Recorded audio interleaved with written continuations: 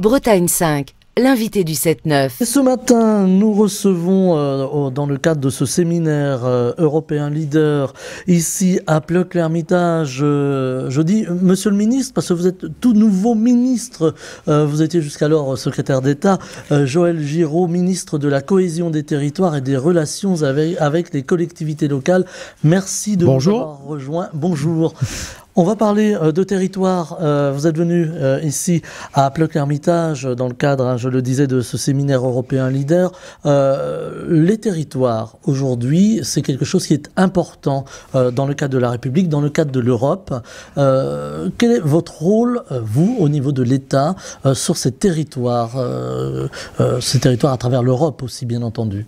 Alors, pour ne pas vous faire une réponse qui dure environ 1h30 ou 2h, je veux dire que déjà mon ministère, c'est celui des relations avec les collectivités territoriales, comme vous l'avez dit. Donc déjà, j'allais dire, nous sommes le ministère qui assure la problématique des dotations et j'allais le dire pour ce qui me concerne, un rééquilibre des dotations en faveur des territoires, notamment des territoires ruraux, qui sur ce plan ont souffert pendant un certain temps et fort heureusement aujourd'hui retrouvent des couleurs. Mais au-delà, la cohésion des territoires, c'est faire en sorte que justement tous les programmes européens puissent s'articuler avec les programmes nationaux que nous menons ici. Vous savez, ici nous avons par exemple une petite ville de demain.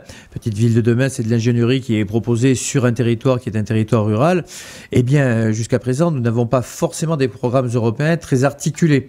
Donc l'idée générale, qui est à la fois celle de ce séminaire, mais qui est l'idée de mon ministère, c'est de profiter de la présidence française de l'Union européenne pour faire en sorte que, comme pour la politique urbaine, nous ayons un parallélisme des formes sur la politique rurale, c'est-à-dire que les différents fonds, les fonds structurels, qu'il s'agisse du FSE, qu'il s'agisse du FEDER, alors on parle un peu chinois peut-être pour les personnes qui nous écoutent, mais ces fonds qui sont des fonds de la politique qui permet tout simplement de revigorer nos territoires, puissent arriver sur des territoires comme cela. Et parmi ces fonds, il y a le FEADER, qui est un fonds particulier, parce qu'il est géré non pas à la DG Régio, c'est-à-dire à ceux qui s'occupent de la cohésion des territoires, la DG agricole. Et il y a dedans un volet qui est un volet développement rural. Alors, rassurez-vous, je n'ai pas envie de faire une OPA sur le ministère de l'Agriculture, quoique ça me prend de temps en temps. Mais voilà un scoop. Oui, c'est ça. Oui, mais nous sommes même d'accord avec le commissaire à la DG Agri sur ce plan, puisque je l'ai rencontré avec le président de Leader France, avec Thibaut Guignard, qui n'est pas complètement étranger à la présence de ce séminaire ici sur ces terres, de Pleuc-l'Hermitage. Et celui-ci trouve également que ces fonds qui sont dédiés au développement rural ne doivent pas être seulement une variable d'ajustement de la PAC, mais doivent être plus exactement des fonds qui sont d'ailleurs à l'heure actuelle les fonds qui vont au plus près des territoires, au plus près des projets territoriaux. C'est l'intérêt de Leader France. C'est nous qui avons été à l'origine en France de ce produit entre guillemets qui est Leader, et nous voulons rester en quelque sorte leader dans le leader. Voilà, alors aussi Leader, ça englobe pas seulement l'agriculture évidemment, on est aussi sur des fonds qui vont bien au-delà, et aujourd'hui ça nous remet un petit peu, j'allais dire, au cœur des territoires, avec des territoires qui ne sont pas seulement agricoles, bien que ruraux, mais qui sont aussi des territoires qui accueillent ce qu'on appelle les néo-ruraux. On a dit les Parisiens ici, on a mis beaucoup de guillemets, mais qui viennent aujourd'hui travailler dans les territoires, qui viennent y vivre. Ça demande aussi de l'infrastructure, ça demande des fonds également. Ben bien sûr, il n'y a pas que des Parisiens qui viennent dans les voilà, territoires. J'ai mis les guillemets. Voilà, oui, j'ai bien vu les guillemets.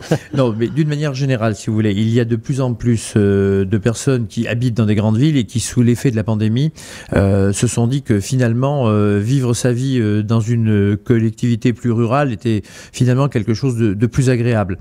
Donc nous devons anticiper et participer à ce mouvement. Et justement, le FEADER et Leader, c'est quelque chose qui est important parce que les initiatives en termes d'économie, les initiatives sociales, tout cela peut être financé sur ces fonds relatifs au développement rural. Il s'agit donc aujourd'hui non seulement de les consolider, de les amplifier, mais aussi de faire en sorte qu'ils soient plus utiles encore au milieu rural et que nous n'ayons pas des mouvements de ci, de là, ça arrive, de reconcentration. Il y a certaines régions qui ont dit pas de projet infradépartementaux. Non, l'esprit de Leader, c'est justement de faire en sorte que ce soit des initiatives des territoires et c'est l'objectif aussi de mon ministère, c'est-à-dire des initiatives prises localement qui soient aidées avec une boîte à outils, en l'espèce une boîte à outils européenne qui est particulièrement efficace. Alors souvent on parle de l'Europe, on parle des territoires, les gens qui y habitent, pour eux l'Europe c'est très loin, le ministère de la Cohésion ça dit pas grand-chose, voilà. Alors comment faire un peu de publicité pour comprendre aujourd'hui, pour faire comprendre en tout cas aux habitants de ces territoires que finalement l'Europe est partie prenante et que le ministère de la Cohésion a bien sa raison d'être? Écoutez, alors côté Europe, il y a à chaque programme européen un volet que je qualifierais de propagande qui doit être mis en œuvre, et c'est vrai qu'on pense surtout au volet initiative et de temps en temps un peu moins au volet publicitaire de l'ensemble de ces mesures. Je crois que ça fait partie des choses qu'il faut effectivement revoir pour que les gens comprennent que l'Europe est partout et que l'Europe arrive souvent dans des situations difficiles. Regardez là, je viens à l'instant d'une réunion qui était une réunion consacrée à l'Ukraine. Eh bien, l'Europe, elle est là, elle est présente, elle est même bien présente pour soutenir nos amis ukrainiens dans cette guerre qui est abominable. De la même façon que sur la pandémie, il faut quand même se rappeler que sur les fonds que nous avons injectés dans le plan de relance, il y a 40% de fonds européens, ce qui est quand même extrêmement important. Donc oui, elle est partout, elle est discrète. Je pense que la Commission est en train de reprendre un travail qui est un travail d'explication un peu plus important. Et nous, de notre côté, je crois que le ministère de la Cohésion des Territoires, il est extrêmement connu, je dirais, des élus locaux, peut-être un peu moins du grand public, mais peut-être aussi parce qu'on a l'habitude d'appeler aménagement du territoire et que quelquefois le mot aménagement du territoire est quelque chose qui apparaît comme plus, j'allais dire, chantier public que comme des politiques structurelles. Mais je crois que maintenant, avec les programmes nationaux que nous développons, lorsque je vais implanter petite ville de demain, c'est-à-dire de l'ingénierie dans une commune comme ici, lorsque je prends des VTA, des volontaires territoriaux d'administration, des jeunes dans le cadre du plan Jeune une solution pour justement compléter cette ingénierie, lorsque nous faisons Action Cœur de Ville dans les plus grandes villes également, lorsque nous faisons avec mes collègues de la santé des mesures territoriales pour que les maisons de santé soient financées et pour que les primes des médecins qui sont les médecins référents des CHU pour accueillir des internes soient augmentées de 50%. Voilà, ça c'est du concret. C'est du concret, c'est des vraies politiques et nous menons justement des comités interministériels à chaque fois, ruralité, ville, pour faire en sorte que ces politiques soient mieux connues. Mais l'important pour les citoyens, c'est pas que le ministère soit connu, c'est pas que ma tête soit connue. L'important, c'est que les crédits relatifs à la cohésion de ces territoires pour éviter qu'il y ait des fractures territoriales dans ce pays, eux arrivent bien là où ils doivent arriver, et ça c'est mon rôle. Deux petites questions encore, monsieur le ministre. On parle aussi du déséquilibre parfois des territoires entre les villes, les métropoles et les territoires ruraux. Est-ce qu'il faut y veiller justement au moment où beaucoup de choses changent, où des gens des villes vont vers la campagne? Oui, il faut y veiller, bien évidemment. C'est toute la raison de l'action qu'on a menée. Vous voyez, y compris sur des dotations, je le disais tout à l'heure. Nous avons, à l'époque, avec Jacqueline Gouraud, fait en sorte que les circulaires de la Direction générale des collectivités locales évitent qu'il y ait des transferts de ce qui est prévu pour les collectivités rurales vers les collectivités plus urbaines. Nous rééquilibrons les choses. La dotation de solidarité rurale, elle augmente maintenant de la même façon que la dotation de solidarité urbaine. Et puis, d'une manière générale, c'est le regard même sur la ruralité qui a complètement changé.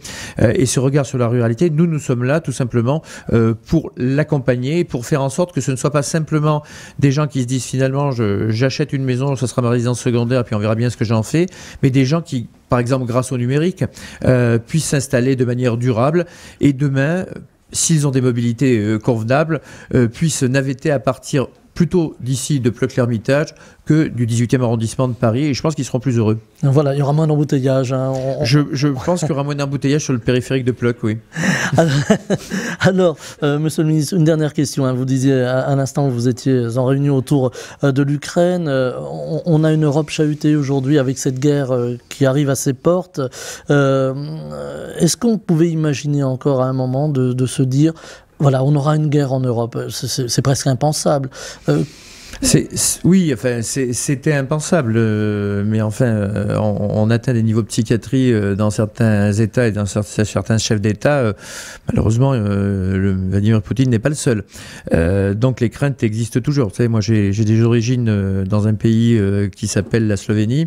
J'en ai d'autres dans un autre pays qui s'appelle le Tatarstan. Donc j'ai toujours été inquiet de ce qui se passait dans des pays comme cela. Et aujourd'hui, nous sommes face à une déflagration qui est est importante et puis qui peut conduire assez loin, je dirais. On n'est pas sur quelque chose qui est anecdotique. Donc il faut être vigilant et consolider, à mon avis, la démocratie, y compris dans des pays qui ne la pratiquent pas beaucoup, puisque l'information y est légèrement sous tutelle, pour ne pas dire totalement sous tutelle. C'est aussi notre rôle. C'est le rôle de l'Europe aussi de faire en sorte que cette démocratie s'étende et que la liberté de l'information puisse s'étendre un peu plus à l'Est. En tout cas, nous, ici, à l'Ouest, on a une grande liberté d'informer et c'est tant mieux. Un dernier mot, Monsieur le ministre, je sais que votre temps est vous très dites un dernier mot à chaque question. Voilà, mais justement, votre temps étant compté, juste un dernier mot cette fois-ci pour parler de la diplomatie française, justement. On a vu le président Emmanuel Macron à l'œuvre aussi au titre de l'Europe, puisque la France a la présidence de l'Europe. Est-ce que vous avez espoir que ce contact, ce fil ténu avec finalement Vladimir Poutine puisse arriver, en tout cas que le président français puisse arriver au moins à calmer ce président russe qui semble incontrôlable? Écoutez, sous la réserve de ce que je vous disais tout à l'heure, c'est-à-dire la psychiatrie ou le caractère bipolaire des personnes, je pense que l'action du président de la République, parce qu'elle est déterminée, est une action qui, effectivement, va permettre de saisir toutes les opportunités de paix, de cessez-le-feu. Et c'est là-dessus que je compte également pour éviter quelque chose qui peut se transformer en déflagration européenne et mondiale. Eh bien, c'est là-dessus que l'on va se quitter. Vous voyez, c'était la dernière question. Joël Giraud, ministre de la Cohésion des Territoires et des Relations avec les collectivités territoriales. Vous étiez avec nous ce matin au micro de Bretagne 5. Je vous en remercie. Bonne journée, belle journée. Merci beaucoup, merci à vous. Et bonne journée aux femmes également, car c'est la journée de la femme. C'est la journée si je peux de me permettre, femme. et nous allons d'ailleurs remettre un prix de toutes les initiatives de Leader France en la matière. Et de Leader Europe, pardonnez-moi, parce que nous ne sommes pas les seuls. Des fois, on est un peu trop auto-centré. Même si en Bretagne, vous parlez une langue locale. Oui, deux langues locales même, le breton et le gallo. Voilà. Le gallo, très bien. Voilà. Merci infiniment, Merci monsieur le ministre. Belle journée. Bretagne 5, le 7-9, Stéphane Hamon.